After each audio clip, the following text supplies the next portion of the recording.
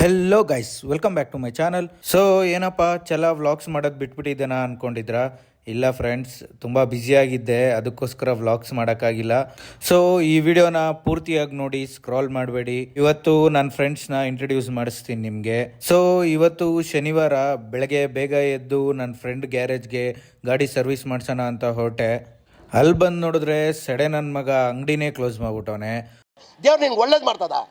Phone ಮಾಡಿ ಕೇಳಿದ್ರೆ ಊಟ ಮಾಡ್ಕೊಂಡು ಬರ್ತಿದ್ದೀನಿ ಅಂದ. ನೋಡಿ, ಅವನೇ ಹಿಂದೆ ಕೂತಿದ್ದಾನಲ್ಲ ಬ್ಲೂ ಶರ್ಟು, ಅವನೇ ನನ್ನ ಫ್ರೆಂಡು.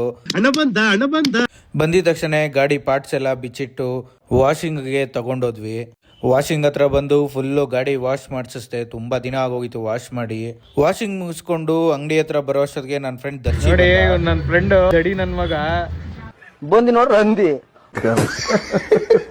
ನೋಡಕ್ ಮಾತ್ರ ಇಷ್ಟು ದಪ್ಪ ಇದ್ದಾನೆ, ಆದ್ರೆ ಅವನ ಏಜ್ ಕೇಳಿ ಹೇಳಲಿ ನೋಡಿ 22 ಒಳ್ಳೆ ಅಮ್ಮ ಇದ್ದಂಗಿದ್ದಾನೆ. ರೆಸ್ಪೆಕ್ಟ್ ಇಲ್ಲ, ಅನ್ರೆಸ್ಪೆಕ್ಟ್. ಬಂದಿದೆ ಏನೋ ಒಂದ್ ಕೈ ಆಡಿಸ್ತಾ ಇರ್ತೀಯಲ್ಲ ಅಲ್ಲಿ ಸ್ಪಾನರು ಅದು ಇದು ಅನ್ಕೊಂಡು. ನೆಕ್ಸ್ಟ್ ಮಾಡೋ ಕಂಟೆಂಟ್ ಗಳಲ್ಲಿ ಇವನೇ ಜಾಸ್ತಿ ಕಾಣಿಸೋದು. ಒಳ್ಳೆ ಆಕ್ಟರ್ ಇವನು. ಇವನ್ನ ಯಾರು ಅಂಡರ್ ಎಸ್ಟಿಮೇಟ್ ಮಾಡಬಾರ್ದು. ಒಳ್ಳೆ ಆಕ್ಟರ್ ಇವನು. ಟ್ಯಾಂಕ್ ಚಿನ್ನ.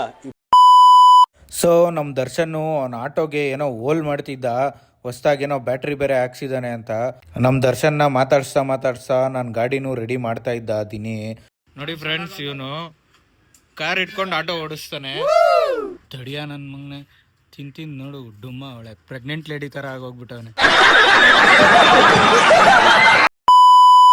ಸೊ ಮಾತಾಡ್ತಾ ಗಾಡಿ ರೆಡಿ ಆಗೋಯ್ತು. ಹಾಗೆ ನಮ್ಮ ದರ್ಶನ್ಗೆ ಮತ್ತು ದಿನಿಗೆ ಬಾಯ್ ಹೇಳಿ ನಾನು ಮನೆ ಕಡೆ ಹೊರಟೆ.